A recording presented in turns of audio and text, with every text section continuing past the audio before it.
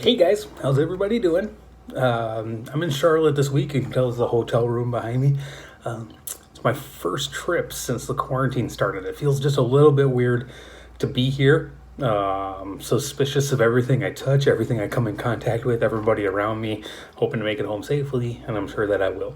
But it's just kind of weird being back on the road for a little bit. I'm really looking forward to the day when this is all over and we can get back to normal and be with each other again. And honestly, I don't care if I ever see another bottle of hand sanitizer. Once this is all said and done, I'm done with it. All right. So I'm recording this right after we wrapped up the National Day of Prayer. Thank you to all of you who joined us. Thank you to the Wozniaks and April and Christian for the music. That was awesome, and it was great to see so many of you guys again. Thank you for making the time for that. Now, this week, we are going to dig into the second half of Colossians 2. We're looking at verses 16 to 23. Now, as I'm reading through these verses, I'm going to read the whole passage. As I'm reading through these verses, I want you to listen to what it says about the world and then what it says about Jesus, okay? The world and Jesus, all right? So here we go, starting with verse 16. Therefore, let no one pass judgment on you in questions of food or drink, or with regard to the festival or a new moon or a Sabbath. These are a shadow of things to come, but the substance belongs to Christ. Let no one disqualify you, insisting on asceticism. That's a fancy word. Asceticism basically means self-denial, cutting yourself off from things. So let no one disqualify you, insisting on asceticism and worship of angels, going into detail about visions, puffed up without reason about his sensuous mind, not holding fast to the head, from whom the whole body, nourished and knit together through its joints and ligaments, grows with the growth that's through God. Okay? If with Christ you died to the elemental spirits of the world, why are you still alive in the world? Why do you submit to regulations? Do not handle, do not taste, do not touch, referring to things that all perish as they're used according to human precepts and teachings. These have indeed an appearance of wisdom in promoting self-made religion and asceticism, there's that word again, and severity to the body, but they're of no value in stopping the indulgence of the flesh.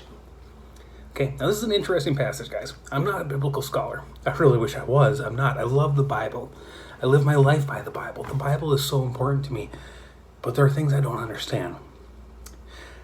So I went back and did a little bit of research, and I learned that the church at Colossae, that Paul was writing this letter to, was being strongly impacted by heresy, by false teaching.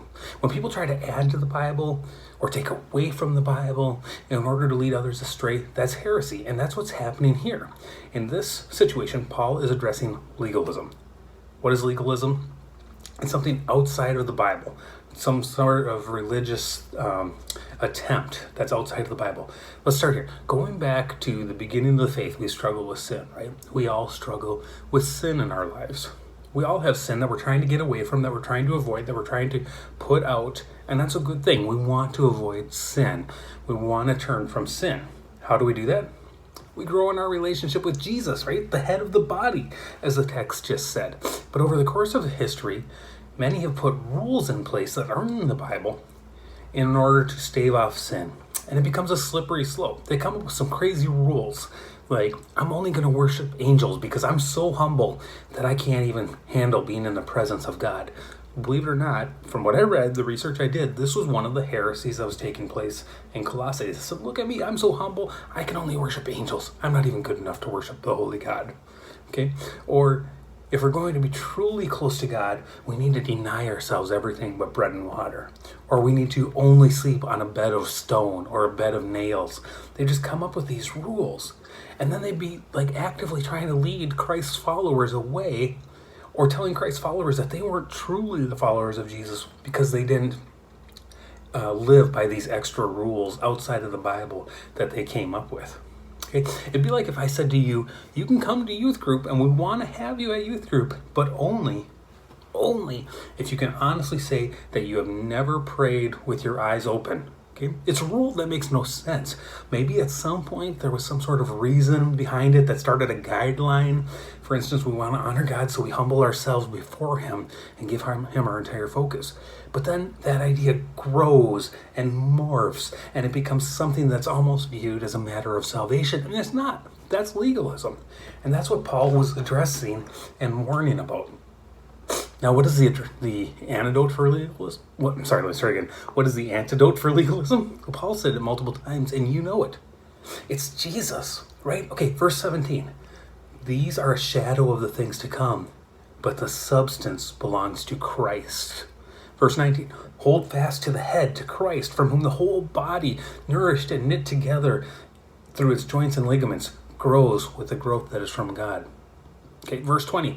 If with Christ you died to the elemental spirits of the world, why, as if you're still alive in the world, do you submit to these regulations, these instances of legalism? Okay, it's Jesus. You've heard the saying that Christianity isn't a religion, it's a relationship. And that's another way of saying what we're dealing with today. All of these rules and regulations are man's attempt to earn their way to God, to deny themselves. Self-imposed religion is man reaching to God, trying to justify himself by keeping this list of rules. Christianity is God reaching down to man in love through Christ, sending his son. Jesus wants us to come to him like as a child coming to a father. Jesus wants us to draw near to him in his presence. Now, before I close, I want to say this. There are plenty of things that the Bible calls sin. Not that man calls sin, that the Bible calls sin. Things that hurt you physically and emotionally and spiritually. Things that build a wall between you and God. Things that separate us from God. You remember the illustration that I like to use of the two cliffs and man standing on this side and God standing on this side, and there's that sin that separates us. That sin is serious. That sin matters greatly. That sin is what required Jesus to come and give his life on the cross to pay the wages of sin, that is death. There's nothing about this passage that says that sin is okay. Sin is something to run from. So it's not what we're talking about here. We do want to put away sin. Okay, but we need to be careful that we aren't adding other things that take the place of salvation, just rules and regulations. But sin is something to run from. We still take Paul's advice. Okay, we run to Jesus. We develop our relationship with Jesus. And then the desire for that sin fades away. It's not rules and regulations, guys. It's Jesus. Okay? Guys, love you, praying for you. Cling to Jesus. Keep your eyes on him, all right? Good times. Take care.